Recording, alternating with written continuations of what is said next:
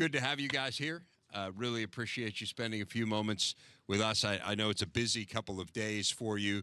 You know, Coach Fleck, the sayings, the mantras, all that stuff. I think we've come now to understand a little bit of how he conveys his messages to your team, and that they're through repetition and the same ideas that become habit for you guys. So what are the biggest messages that you guys are trying to convey through this team this year?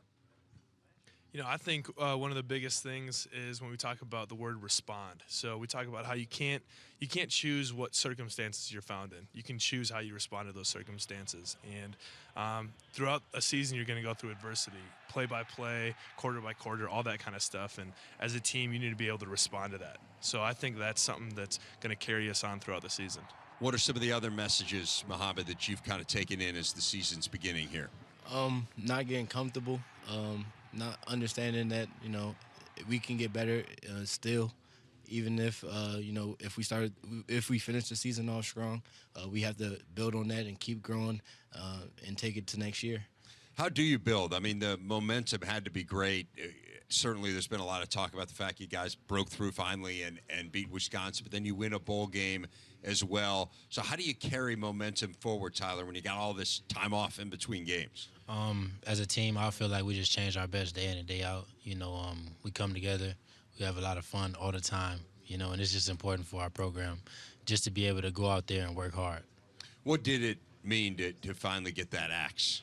It meant a lot, you know, to our program. We saw pretty much the whole state of Minnesota seemed happy about it, and I just think it's a great job for our program. You know, particularly as a Minnesota guy, and I know you have really deep ties to the program as well, and of course are from the state of Minnesota as well. Does it have even more of a meaning when it's your home state? Yeah, it absolutely does. I think it meant a lot to a lot of different people, and that was shown by the incredible support that we had from fans because of that. You know, but it's one of those things that it happened, but we need to make sure that we keep it here. So how do you define success for this team this year, Mohamed? Success, you know, I wouldn't put a number on it. It would be something, you know, we have in our culture. I would say success would be becoming the best team we could be. If that means that, you know, we have to go out and, you know, change our best every game, every week. So I wouldn't put a number on the success, though. I would just say it would be how we define ourselves.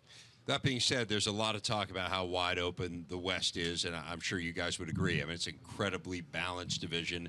I think you can make a case for a lot of teams to win it. Minnesota is in that group. What would it mean to be that team that emerges, Tyler, and to kind of have a breakthrough season? Well, the West is very competitive right now. You know, it's very open.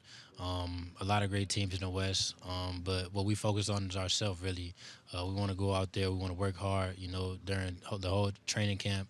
You know, we want to be able to find bits and pieces to get better at day in and day out, and then we'll let the rest do the work. You had over 1,000 receiving yards last year. I think it's pretty clear you're an NFL prospect. What made you decide to come back this year?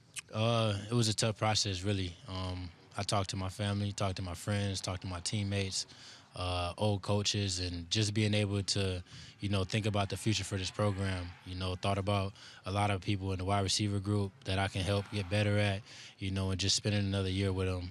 And I also wanted to get my degree as well. Was there any particular piece of advice that anyone gave you as you went through that process that kind of stuck with you? They really just told me do whatever my heart desires. And from that, you know, I thought about it, was I ready to leave yet or not? And from that moment forward, you know, I'm just happy with the decision I made. Can't wait for this season.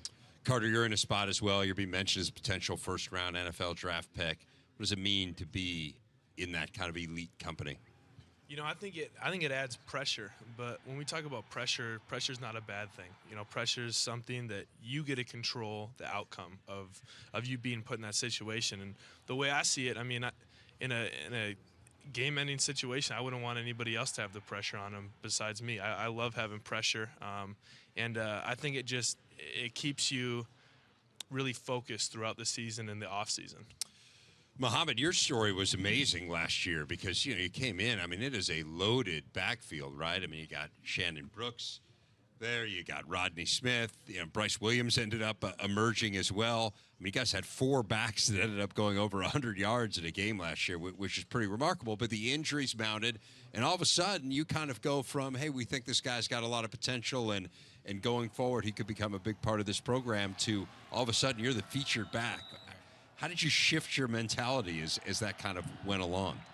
I would say after the Maryland game, I understood that, I had a lot to work on. And then, getting in the film with Rodney and Shannon and understanding, okay, I would only know Big Ten football because I got hurt in the non-conference game. So, I had to pick up my speed. I have to understand that the game will come a lot faster in this league. And, I learned some cues from Rodney. He told me some tricks, and it allowed me to play faster and not think too much when I was out there, and just be a kid and have fun. What kind of cues? What are you talking about there? If you watch film, you can see tendencies on like who's going to blitz, who's coming, what gaps are they trying to protect, how are they trying to take away, like what gaps you're trying to run, or how they're going to try to stop you, and all those things you can see on film before you even get out there. So that whole group back and presumably healthy this year, how do you see this all fitting together with so many good backs? I believe that whoever has the hot hand will play. I believe that Coach Burns will put the team in the best situation. I believe that everybody will be ready to play, and whoever's out there on the field knows that people behind them are hungry. They want that spot, and it's going to motivate people to have their best games. Tyler, I think about your position group, and you've got Rashad Bateman and Chris Ottman-Bell, and there's a lot of talent there too. Why do you think this group doesn't get the recognition that some other receiving corps get? Because we're young, but young and explosive. I tell those guys all the time, don't really feed into too much of the hype out there in the world. But we all be working. We work day in and day out with each other, and I'm excited for what we got in store. Give us a sense for the quarterback group, and there's a battle there. We talked a little bit with Coach Fleck about his decision-making process. Take us through the skill set of those guys. They're both pretty equal. If you're around both of them and you get to see both of them play, it'll be very hard to see what's different about them. But the thing about them, they're learning from each other, and they're not competing against each other. They're competing with each other. So I think throughout the whole process, Coach Fleck will handle it great. From a defensive point of view, Zach Annexted, Tanner Morgan, what do you see? I just got to echo what Tyler said.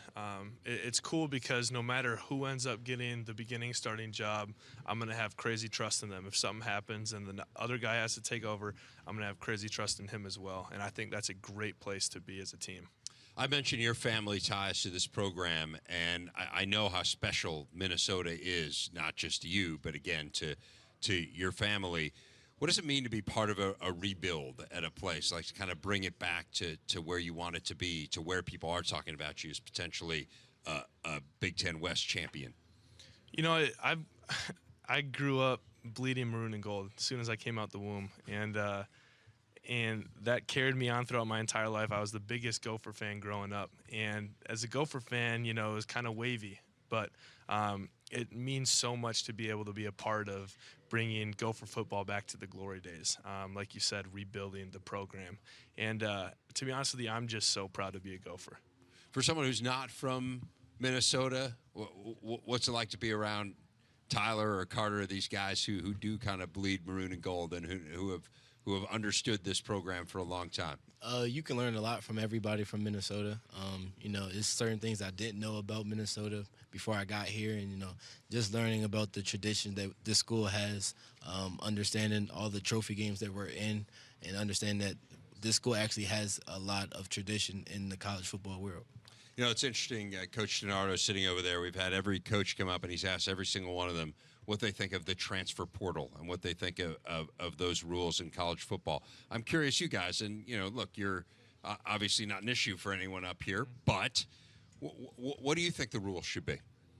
I don't necessarily know if I know what the rules should be, but the way I see it, if a guy doesn't want to be in our program, he doesn't fit, and he won't make it anyway. So, our culture is something that's incredibly defined, and if you're not bought into it, you stick out. And so, for guys that don't want to be a part of it, it's in my opinion, it's better that they leave. And so if they leave, should they be able to play right away? You know, I don't know. There's a lot of people who are smarter than me that are in charge of that. But the way I see it, I mean, you know, if you don't fit in, you might as well leave. What do you guys think? Going off that, I agree with Carter, definitely. And then the playing part, you know, I just think that, you know, that's pretty much why you want to go to college. You know, you find something that you love, and if you want to play, I feel like you should let them play, you know. Mohamed? I believe the same thing as Carter, but, you know, I believe that we do make decisions at a younger age, 17, 18-year-olds, a lifetime decision. And, you know, some people do make mistakes. Maybe they made a mistake and committed somewhere that, you know, they didn't feel comfortable. And I believe that the reasoning behind it should be a very good reasoning on why they're transferring. I don't think it should just be football. I think if it's just football, that you do have to compete and you have to try to fight for that spot back. Guys, look forward to watching you guys play this year. I know a lot of anticipation around Gopher football, and we're excited to see what the season holds for Minnesota. Thanks a lot for spending some time with us. Thank you.